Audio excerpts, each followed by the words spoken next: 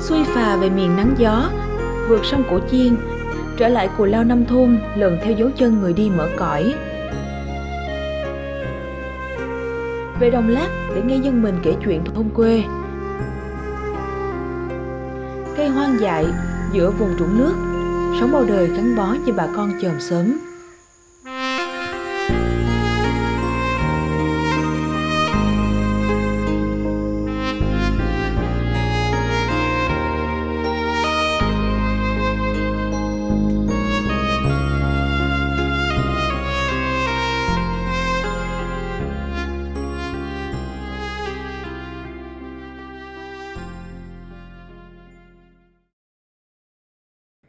Cù Lao Năm Thôn, nay được gọi là Cù Lao Dài, gồm hai xã Thanh Bình và Quế Thiện, thuộc huyện Vũng Liêm, tỉnh Vĩnh Long.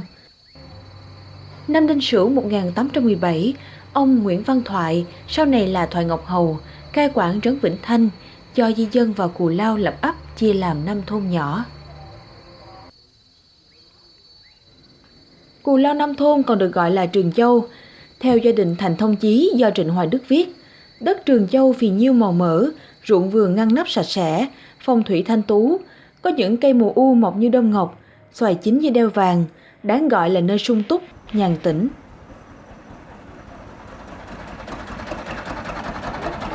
Cù Lao Năm Thôn trải dài trên 20 cây số theo hướng Tây Bắc Đông Nam, chia sông Tiền thành hai nhánh đổ ra biển qua cửa Cổ Chiên và Hàm Luông.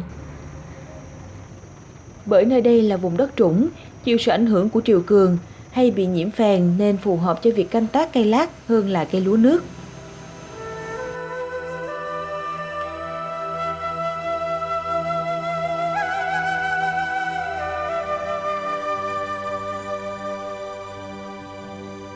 Cây lát là lớp thực vật một lá mầm, thân thảo, không có đốt.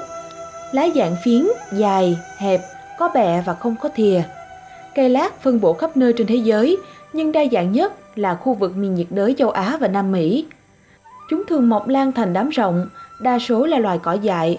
Tuy nhiên, cũng có một số loài có ích cho đời sống con người, được làm cảnh như cây có giấy hay cây lát voi dùng để đan chiếu, xe lõi và làm dây thắt.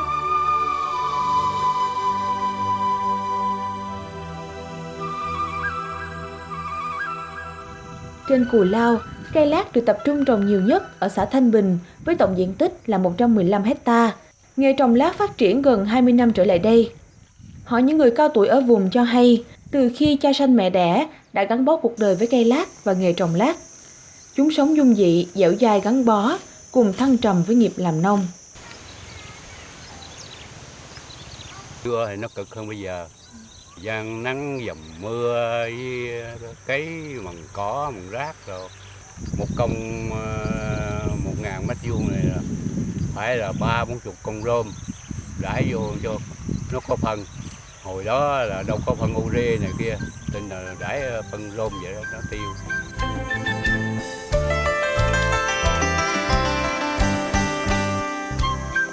Về Đồng Lát, những ngày thu hoạch vụ mùa đầu tiên trong năm, dòng người rộn ràng, hối hả, tiếng gọi nhau ý ới. Chú Hải, chủ đồng lát thuộc xã Quế Thiện, sáng sớm như mọi người tranh thủ ra đồng để phát lát, kịp thu hoạch trước khi vào mùa mưa. Trước thì làm ruộng lúa, bây giờ thấy ruộng lúa thì chăm sóc nó cũng như cây lát vậy đó, nhưng mà cái thu nhập nó không bằng. Giờ cái cây lát bây giờ thì nó thu nhập nó nhiều hơn ngày trước, với giá cả giờ nó cũng chững. Ví dụ như công lát vậy á thì bỏ chi phí rồi trên thu nhập nó cũng được 10 mấy triệu. Lát trồng khoảng 3 tháng rưỡi đến 4 tháng, cao khoảng 1m8 đến 2m thì có thể thu hoạch. Thu hoạch lát có 5 giai đoạn: phát, giũ, chẻ, phơi và chài. Người dân dùng phản để phát lát để gom thành từng bó nhỏ. Sau đó là công đoạn giũ lát để loại bỏ cỏ dại và phân loại cây lát theo chiều dài. Tiếp theo, có người thực hiện công đoạn chẻ lát ra đầm đôi. Ngày nay, việc này trông khá nhẹ nhàng, thường dành cho chị em phụ nữ. Một công lát thu hoạch trên 5 kg. Ngày trước, khi không có máy, bà con mình chẻ lát bằng tay, được xem như kỳ công trong việc trồng lát.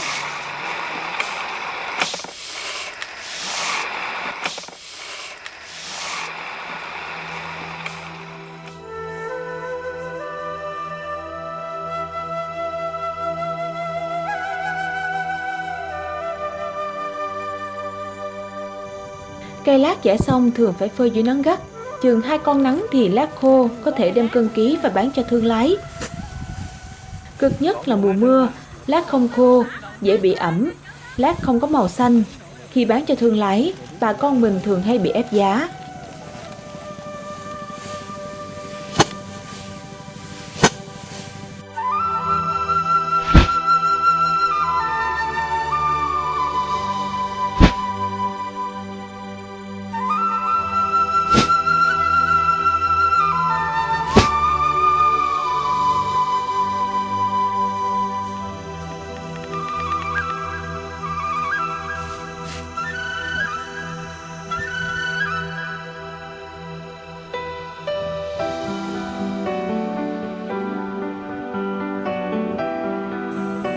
Đồng lát chỉ gieo một lần, có thể gặt từ 10 đến 20 năm.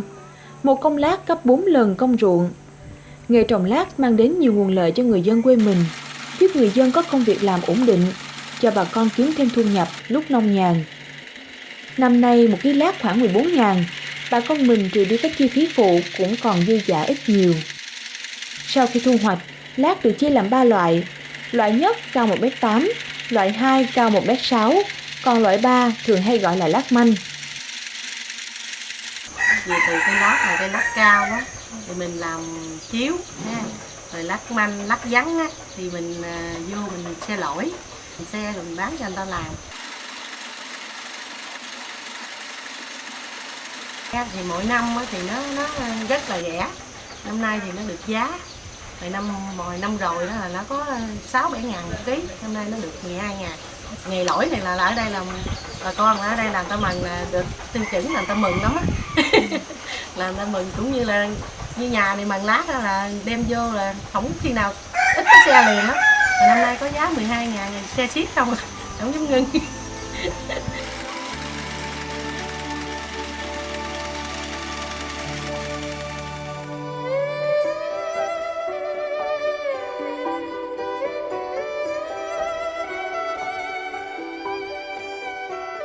Lát là nguyên liệu chủ yếu cho ngành dệt chiếu.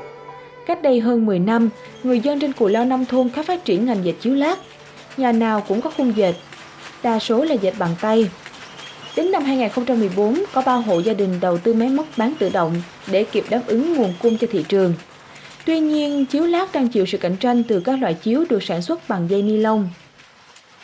Anh Nguyễn Hữu Phận, chủ cơ sở sản xuất chiếu Phong Hòa, mày mò tìm đầu ra cho chiếu lát, sau nhiều năm buôn bán phải bù tiền vốn. Cái chất liệu nào có thể thay thế là cái cây lát được hết. Tại vì nó có những cái đặc tính giống như là cái cây lát, cái mùa nắng á, nó rất là mát. Cái mùa mưa á, nó là ấm, với cái độ bền, với nó thân thiện với môi trường. Cho nên là tuyệt đối cái ngành chiếu này nó đã là cách này là mấy chục năm rồi. Thì người ta vẫn dệt chiếu nhưng mà dệt tay thôi. Nhưng mà bây giờ thì phát triển hơn, ta dệt bằng máy, bằng là bán tự động. Nhưng mà không có bao giờ có cái gì mà có thể thay thế được nó hết. Không có cái gì mà cái chất liệu gì mà nó có thể có được những cái đặc tính giống như cái lát. Ví dụ như bây giờ là khi nằm xong đúng không, rồi bắt đầu nó hư, dục ra ngoài gốc cây chẳng hạn, thì nó sẽ thì nó là một cái phân bón tốt cho cây.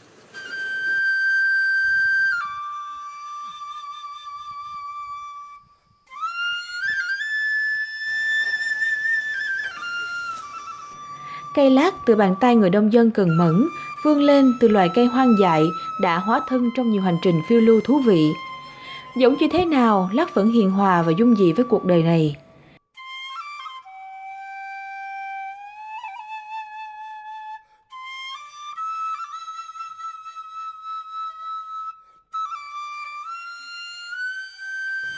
Nghề cha ông truyền lại, cùng nhau đồng cam cộng khổ, bám trụ trên đồng bấy lâu. Giờ đây nhiều người dứt áo ra đi, chỉ vì 4 chữ cơm áo gạo tiền. Giá lát thì nó cũng phải chục, nó cũng rẻ xuống rồi.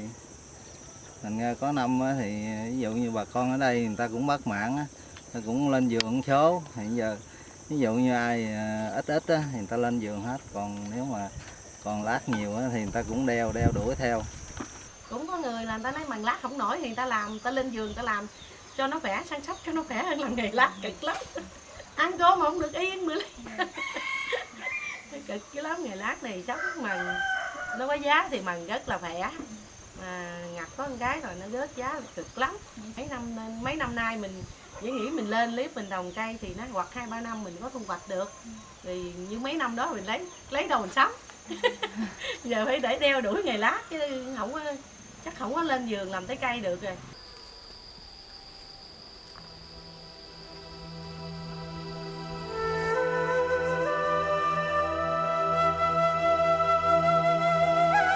Về nông thôn, nghe dân mình kể chuyện đồng lát, món quà nhỏ của tạo hóa ban tặng cho nơi đây. Cánh đồng lát quê mình ngày càng thu hẹp, dân mình giàu lên từ lát, nhưng nhiều khi đâm ra túng quẫn cũng vì lát. Nghề cha ông cũng muốn giữ lấy, nhưng biết sống vất vưởng với nó đến khi nào. Tôi về bên mái lá tranh xiêu, ròng rã ngày đêm dệt cho đều. Cọng lát sợi gai tôi đã lựa, để tròn tâm ý lúc tiễn đưa. Nhớ đến mấy câu thơ bài tình anh bán chiếu, những cọng lát mỏng manh theo dệt nên tình yêu đầy thi vị. Nghề trồng lát ở Cù Lao Năm thôn cũng vậy, lắm ngọt ngào, cũng lắm đắng cay.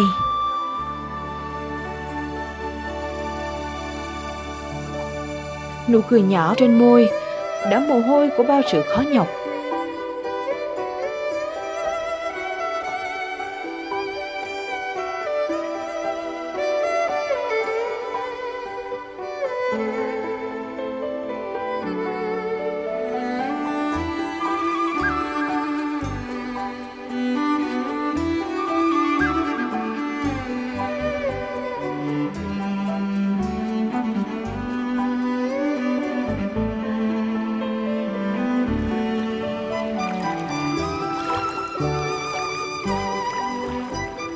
Rời Cù Lao Năm thôn trong chiều hoàng hôn, nghe gió rít bên tai, lòng vương vấn nụ cười ai thoáng qua. Dẫu như thế nào, Lát vẫn hiền hòa và dung dị với cuộc đời, son sắt với bà con quê mình. Và dẫu cho lắm cơ cực, dân mình vẫn bám trụ, giữ lấy nghiệp của cha ông.